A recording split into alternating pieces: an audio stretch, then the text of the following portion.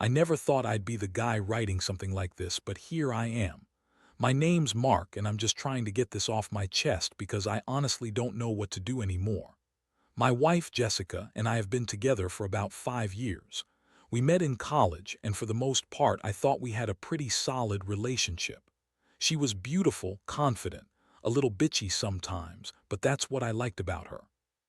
She's the kind of girl who always had a sharp tongue, a quick wit, and she knew exactly how to push my buttons, but in a way that made me feel alive. Things started to feel off a few months ago. Jessica became more distant, secretive even. I'd notice her hiding her phone more often, locking it when she thought I wasn't looking. She'd get defensive when I'd ask what she was doing, and her excuses were always lame. She'd say she was texting her friends or planning some surprise for me, but I could tell she was lying.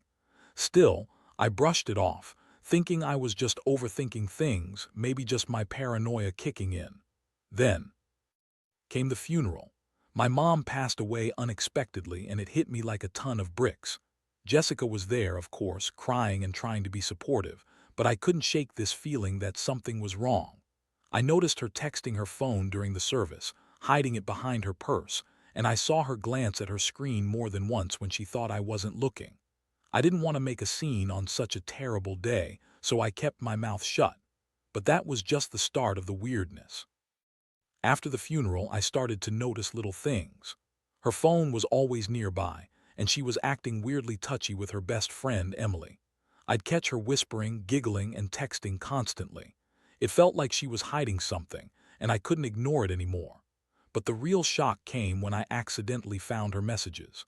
I was in her email once, just trying to set up a new account for her, and I saw a string of messages that made my stomach drop. They were from Emily, and they weren't just friendly texts. They were passionate, flirtatious, full of inside jokes about secret meetings and how much they wanted each other. I froze. My heart was pounding so hard I thought it would burst out of my chest. I couldn't believe what I was seeing. I stared at the screen, rereading those messages over and over. How could she do this?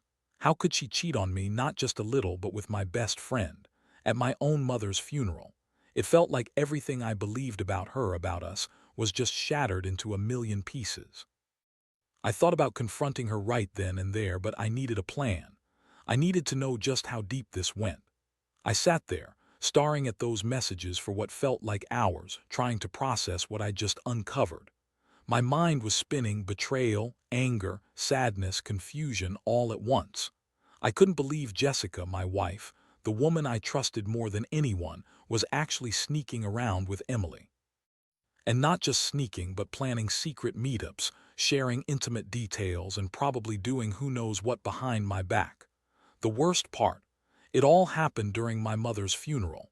That day, a day of mourning and grief, turned into some sick joke for them. I kept asking myself, how stupid have I been? How blind? I knew I couldn't confront her right away, not with all those raw emotions bubbling up. I needed to think, to calm down, to figure out what I was going to do. But the temptation to just burst out and yell at her was overwhelming. Still, I knew if I did that, I'd be reacting purely on anger, and I didn't want to make things worse. So I waited. I spent the next day pretending everything was normal, but underneath, I was planning my next move. The thing about Jessica is she's a master of lies. She always had a way of spinning things, making herself look innocent even when she was guilty. So I knew I couldn't just ask her straight out. I needed to catch her in the act or get more concrete proof. That's when I decided to do something crazy. I started digging deeper. I installed a keylogger on her phone, just enough to see her messages without her knowing. I wanted to know if this was just a fling or something more serious. And let me tell you, what I found next made my blood run cold. Over the next few days, her messages became more explicit. They were planning their next secret rendezvous, talking about how Jessica was going to leave me soon, how they couldn't keep this a secret much longer. Emily even sent her a picture of herself in lingerie, captioned, "Can't wait to see you again." That was the moment I knew. There was no way this was just some innocent flirtation. They were actively planning to betray me, and I could feel the pain gnawing at my guts. How could she do this to me, especially at the worst moment of my life? I felt so stupid for trusting her, for thinking she loved me. All those promises, all those nights when she said she was just tired or busy, were lies. Lies. I finally decided I had enough. I couldn't keep pretending everything was fine. I had to confront her face to face. I set up a meeting for that evening, told her I needed to talk about our relationship. I was furious, but I also felt broken. I knew once I said what I knew, there be no going back. I wasn't just angry anymore, I was devastated. I kept thinking about the funeral, about how she used that day to cheat on me with Emily. It was like everything that mattered was just trash now. I never felt so betrayed in my life. That evening, I waited in our living room with my fists clenched, my stomach twisting like a knot. Jessica came home looking pretty normal, too normal, honestly, like she didn't realize the storm she was walking into. She was acting like everything was fine, trying to ignore the tension in the air, but I wasn't going to let her get away with that. I called her over, told her I had something important to say, and then I laid it all out. I told her I knew about the messages, about her plans with Emily, about everything I'd uncovered. At first, she just laughed, that bitchy smirk on her face. "You're crazy, Mark," she said, rolling her eyes. "You're just jealous because Emily and I are close. You're so paranoid, it's pathetic." She tried to deny everything, saying her phone was just full of harmless texts and that I was overreacting. But I had the proof: screenshots, logs, everything. I threw them on the table and watched her face drain of color. That's when her mask started to crack. She spun her usual lies, saying Emily was just her best friend, that it was all innocent, just some stupid jokes. "You're making this into something it's not," she snapped. "You're overthinking it, as usual." She called me insecure, accused me of sabotaging what was supposed to be a good marriage. But I wasn't going to buy her bullshit anymore. I told her I knew she was lying, that I saw everything. I told her I felt like I didn't even know who she was anymore. That's when she snapped back. "You're just jealous. You're insecure. Maybe I should find someone who actually appreciates me." That was when I saw the real her, the bitchy, manipulative side she'd always hidden behind that pretty face. She looked at me with pure contempt, like I was nothing but an inconvenience in her life. I felt like I was just punched in the stomach. All the love, all the trust I'd given her suddenly seemed so stupid. I realized I'd been living in some fantasy, thinking this was forever, but it was all a lie. She had been cheating on me with my best friend, and she didn't even care. She just wanted to keep lying and pretending everything was fine. I told her I wanted her out, that I couldn't stay in the same house with someone who lied so easily, who threw away everything we built together. She started crying, but not for the reasons I hoped. It was like she was just putting on a show, trying to manipulate me into feeling guilty. I didn't. I simply told her to pack her things and leave. I needed space to breathe, to think. I was done defending, done pretending I didn't see what was right in front of me. The woman I loved, the woman I trusted, had turned into a stranger, one who cheated during the worst day of my life. And that pain, that betrayal, is what I still carry with me every single day. After she finally packed her things and left that night, I don't think I've ever felt so numb. The house suddenly felt huge and empty, like the walls were closing in on me. I just sat there, staring at the empty space where she used to sleep, trying to process what had happened. Everything I thought I knew about Jessica, about us, had crumbled in a matter of hours. I kept replaying the confrontation in my head, trying to make sense of it all. How did I miss the signs? How did I let her lie so convincingly? The betrayal wasn't just about the sex or the cheating. It was about trust, about my entire life being a lie. For days after she left, I was a mess. I couldn't eat, couldn't sleep. I'd wake up in the middle of the night thinking about those messages, about the times she lied to my face, about the little things I ignored because I wanted to believe in us. At first, I was furious. I wanted to confront her, scream at her, make her feel the pain she'd caused me. Part of me wanted revenge, to do something just as cruel, just as manipulative. But deep down, I knew that wouldn't make me feel better. Nothing could undo what she did, and trying to get even would only keep me stuck in this endless cycle of pain. I also started to feel a strange sense of sadness. Not just sadness, but heartbreak.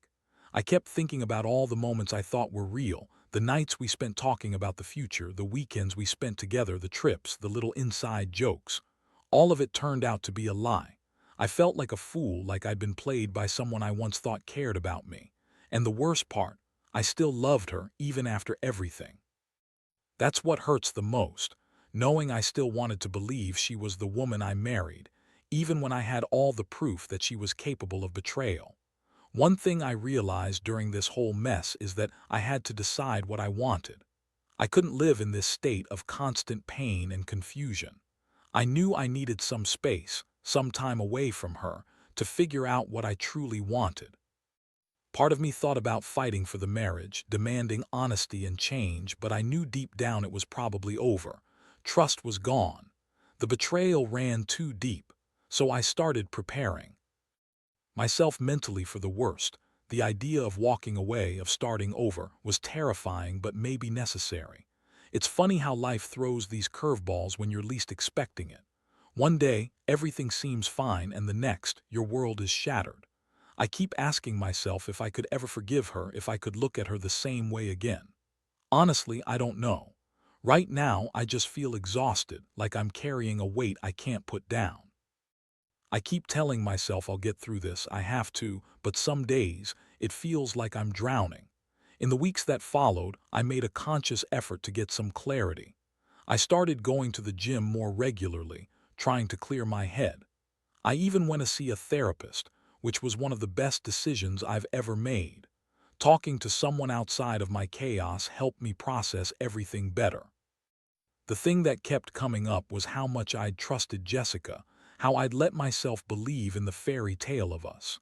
Now, I was facing the reality that the fairy tale was just that, a story I wanted to believe. But it wasn't real. During this time, I also reached out to my best friend, Mike.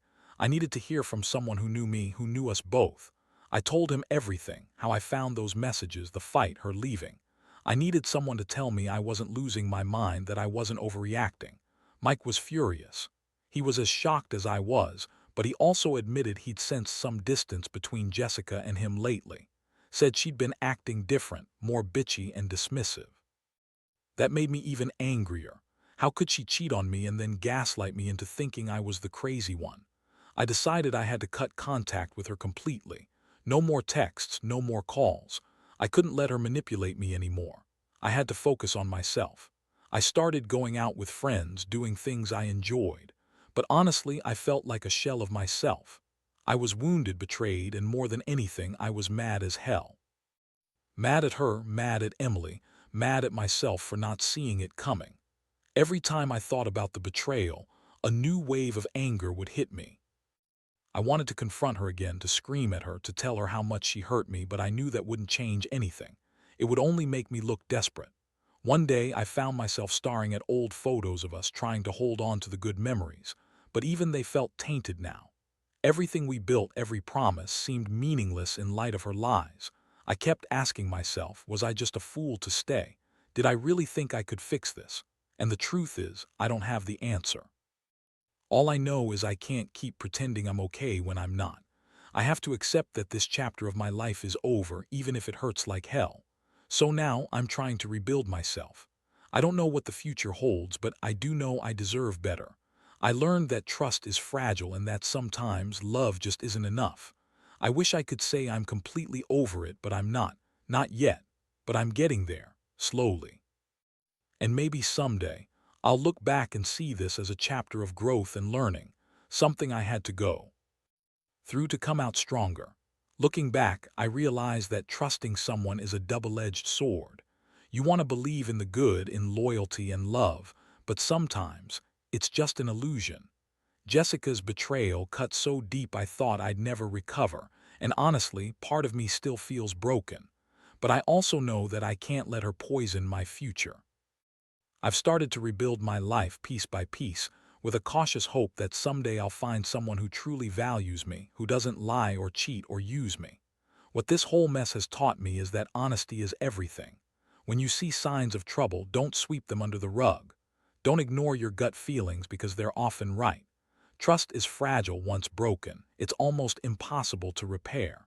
And if someone shows you who they really are, believe them. Don't make excuses. Don't justify their actions, because at the end of the day, you owe yourself respect and happiness. I've learned that forgiveness isn't about forgetting or excusing what happened. It's about accepting that the past can't be changed and choosing to move forward without the baggage of betrayal weighing me down. I may never fully forget what she did, but I can choose not to let it define me. Instead, I focus on healing, on becoming stronger from this experience. Because if there's one thing I know for sure, it's that I have control over my future, not her. To anyone reading this who might be going through something similar, here's my advice. Trust your instincts. Don't be afraid to ask questions, to dig deeper.